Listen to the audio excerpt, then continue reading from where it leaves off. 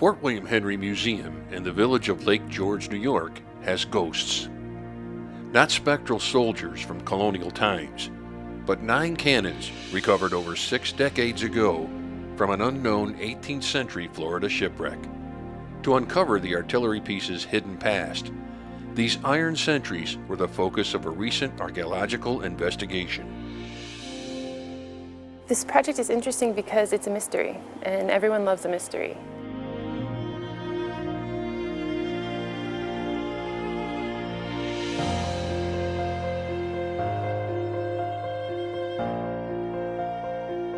During the early 1950s, archaeologist Stanley Gifford and his team excavated the grounds where the mid-18th century Fort William Henry once stood, hoping to tell the story of the fort's past. By 1954, construction workers had nearly completed building a replica of the French and Indian War garrison that would open several weeks later.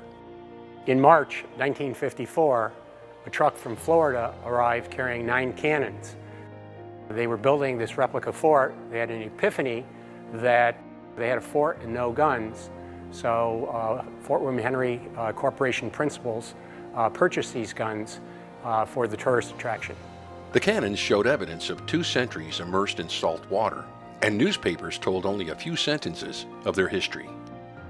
Cannons from an ancient British man-of-war sunk off the Florida Keys in the early 1700s. The cannon were discovered by divers several months ago. Now cleaned up in shipshape, the cannons still bear the inscribed seal of King George. And finally, they are similar to cannon used in historic battles on Lake George and Lake Champlain. Unfortunately, no name was given for this British shipwreck. That would take 60 years and a major effort by cultural detectives. For the past 6 decades, 3 million visitors to Fort William Henry Museum have walked by these silent guns. Camouflaged by time, these iron sentries are finally revealing their secrets as inquisitive scientists decipher the mystery cannons of Fort William Henry. For 60 years, the 9 mystery cannons have sat in hot sun, rain, bitter cold, and snow. Some of the big guns were even scorched by an arsonist's fire in 1967. It was devastating. It destroyed the western part of the fort, but because of the firefighters, they saved the other half. Unfortunately, the fire was destructive for the archives and wiped out the collective memory of the fort and the work that had been done there. For years, the cryptic cannons intrigued underwater archaeologist Joseph W. Zarzinski. He received permission from the Fort William Henry Corporation to conduct a 2014 historical and archaeological study of the 9 shipwreck cannons. The project was undertaken for the French and Indian War Society. The volunteers that fueled this project came from pretty much all walks of life. We had archaeologists, we had a forensic scientist, and we had people that just love to volunteer for archaeology projects. Without them, this project would not have been completed. In early April 2014, a training session for the volunteers was held at the New York State Military Museum in Saratoga Springs, New York. A primer on 17th and 18th century British cannons was given to the group, as well as how to measure naval guns. I worked with some cannons down in St. Augustine, and I am really interested in underwater archaeology. I want to learn more about how to research cannons and learn more about them and learn history from looking at artifacts from shipwrecks. And I grew up in the Saratoga Springs area, so I've been surrounded by history, and I don't know a lot about archaeology, so I thought this would be a good place to learn. And my background is actually in forensics, so a science mystery involving archaeology in the state where I'm living is really, really intriguing. With a whiff of winter still in the air, by mid-April, the 2014 Fort William Henry Cannon Study team began fieldwork. When we started the cannon study, we had several research questions. One was we wanted to know where these shipwreck guns came from, what warship. Another was we wanted to know how many guns, how many artillery pieces there were in the fort. And furthermore, we wanted to know what caliber these guns were, because we thought that would help to identify whether they were British or came from another country. The research team split into two groups. One crew collected detailed measurements of the 9 shipwreck cannons, while another team gathered baseline data about the museum's other artillery. The research team used a variety of equipment for the project. We used pro forma recording sheets. We used a large caliper to measure the width of the cannons in diameter. We used recording slates, recording rulers, tape measures, cameras, and so forth. All of this combined allowed us to record these cannons and to begin to decipher where these mystery guns came from. For this project, we involved 3 Skidmore undergraduates who are taking an advanced archaeological illustration course with a professor in the anthropology department. So for their senior project, they came up to Fort William Henry and completed several archaeological illustrations of the 9 cannons that we see here. Forensic scientist Amanda Andreas also studied the composition of the 9 shipwreck cannons. The equipment that we're using to analyze the cannons is called an XRF, an X-ray fluorescence device, and it essentially shoots a beam of X-rays into the sample to determine the elemental composition. This is important because we can determine whether the cannons are made of bronze, which is a copper alloy, or iron, and this will help us identify where the cannons came from. Archaeologist Claudia Young completed a comprehensive condition report of the 9 shipwreck cannons to make recommendations for the management of these historic artifacts. Unfortunately, none of the 9 shipwreck cannons have undergone professional conservation. Generally, iron cannons retrieved from the ocean and left untreated will eventually deteriorate and rust away.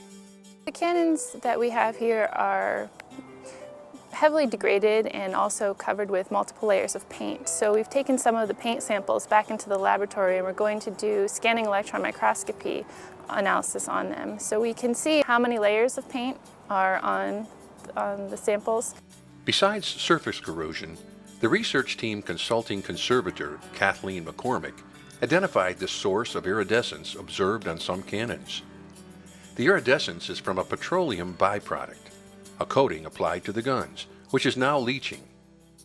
Surprisingly, what may have given some longevity to these 9 guns is the non-salt air environment that they have resided in for 60 years. This project has come a long way since its inception, and the questions we've been asking have sort of grown along the way, not necessarily let's take a look at these 9 cannons, but now we can ask deeper questions about their origin, and we're finding out little bits and pieces, and it really brought together the volunteers. The team determined that the 9 cannons were 6, 9, or 12-pounder cannons. Unfortunately, because they were in salt water for 2 centuries and not professionally conserved, there were no inscriptions like a British broad arrow, numbers telling their weight, the date cast, or any royal insignia. During 2014, archival information found in the Fort William Henry Museum collection led to determining the cannons most likely came from Florida treasure hunter Art McKee. Art McKee is known as the father of modern-day treasure hunters. In the 1930s, he found himself down in the Florida Keys. He was doing commercial work, and then later on in that decade, McKee was asked to do some diving on a newly found shipwreck. It was a British shipwreck called the HMS Winchester that went down in 1695. McKee thus turned his attention from commercial diving to shipwreck diving and looking for treasure ships.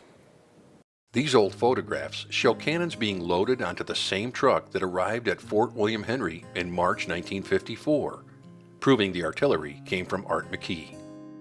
The modern era of this story began in 1950, when Cleveland, Ohio surgeon Dr. Barney Cryle and his wife Jane found a shipwreck while vacationing in the Florida Keys. They then teamed up with McKee to salvage uniform buttons, coins, and other artifacts from the sunken vessel.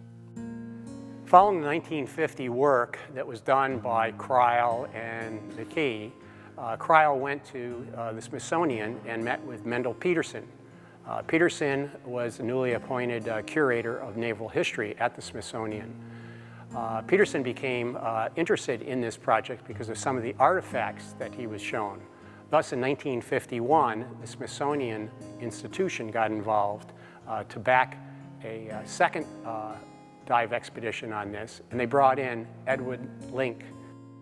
The 1951 underwater team included Peterson, the Cryles, McKee, and millionaire businessman Edwin A. Link and his wife Marion. Link was an aviation engineer who made his fortune in Binghamton, New York, building simulation trainers to teach student pilots how to fly.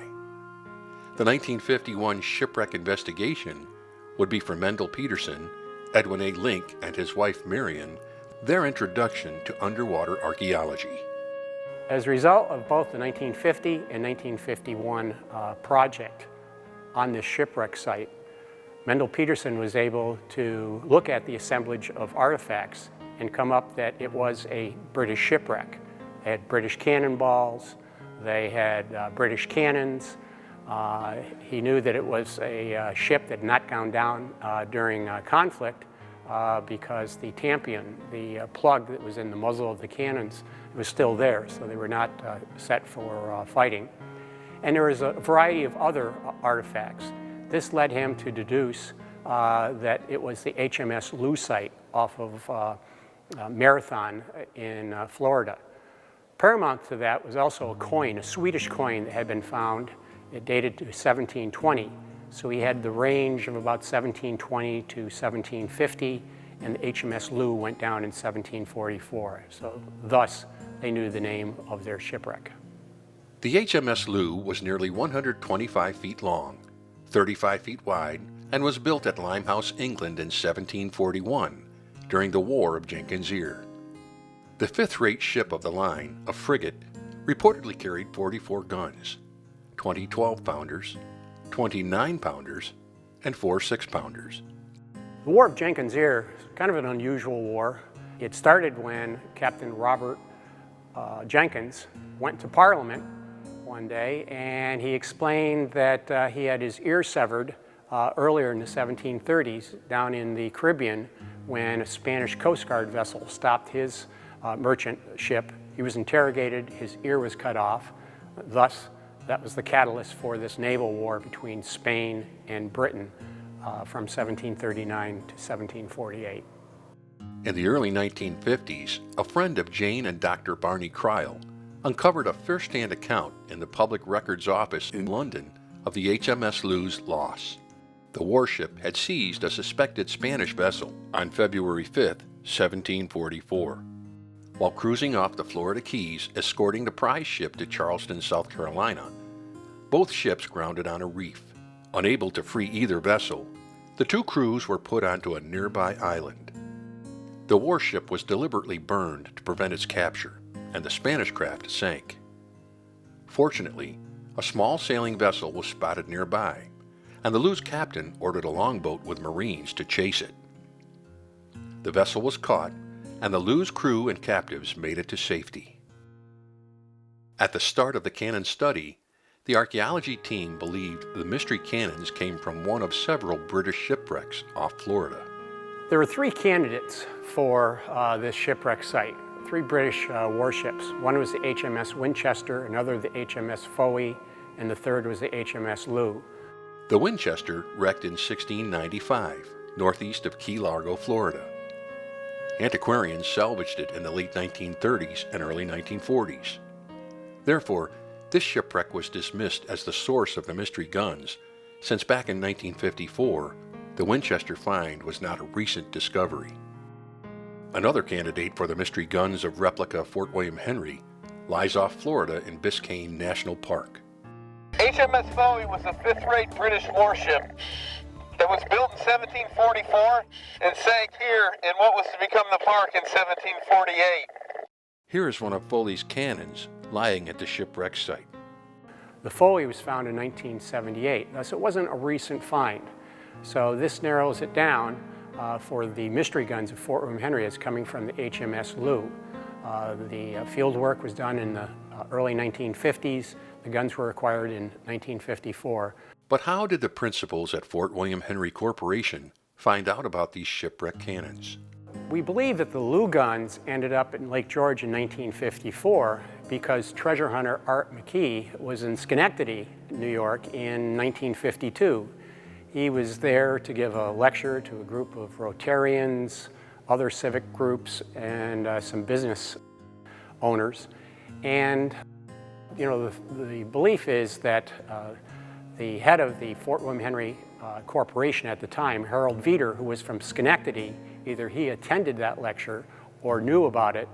Thus, that was the introduction for him to go and get British cannons from a British shipwreck off the Florida Keys in 1954. So we've pretty much hammered it that of those 9 mystery guns, at least some of them came from the HMS Looe site off the Florida Keys. As a forensic scientist, it was really great to work on this project because we're not looking at a crime scene here. We're looking to investigate the background and the mystery behind these cannons. Arguably, the 1950s Smithsonian Institution excavation of the HMS Looe, though primarily a salvage of submerged antiquities, employed some facets of underwater archaeology. Shortly after the 1950s shipwreck project, the Smithsonian Institution showcased an exhibit on the HMS Looe. Furthermore, Mendel Peterson used his Looe experience to write one of the first books on underwater archaeology, entitled History Under the Sea, a manual for underwater exploration, published by the Smithsonian Institution Press in 1965. It's really about the pioneer of underwater archaeology. It's one of the first instances of underwater archaeology being conducted in America, or the Western Hemisphere really. But it's really interesting to see where we came from and how far we've gotten. The 1950s Looe project also introduced Edwin A. Link, already a successful inventor of simulation technology in aviation, to the undersea world. The so-called 9 mystery guns at Fort William Henry that were acquired in 1954 by the corporation are quite significant. First, the initial operation to study the shipwreck from which these guns came from is really the beginning of underwater archaeology in the Western Hemisphere. And finally, Ed Link. Link was the guy who would go on to become a famous marine archaeologist, and he would become one of the early pioneers in the development of submersibles. So these cannons that you have up on the northwest bastion and the northeast bastion of Fort William Henry are quite significant. They're historic because of their involvement in the War of Jenkins' Ear, and because of the modern era of exploring the depths, shipwrecks, as well as using submersibles and sea labs. Finally, the 9 iron sentries can now have their story told to tourists and school children who will visit Fort William Henry Museum.